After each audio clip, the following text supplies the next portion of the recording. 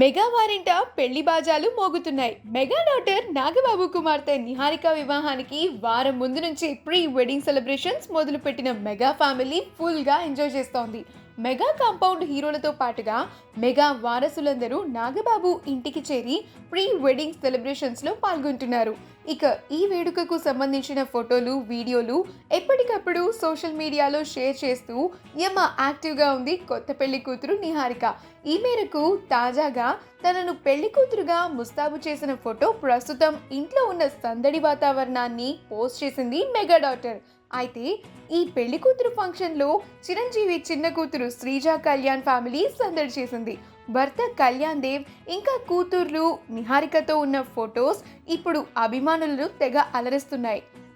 ఈ వీడియోలో ఆ వేడుకకు సంబంధించి ఉన్న ఫొటోస్ని మనం ఇప్పుడు చూసేద్దాం.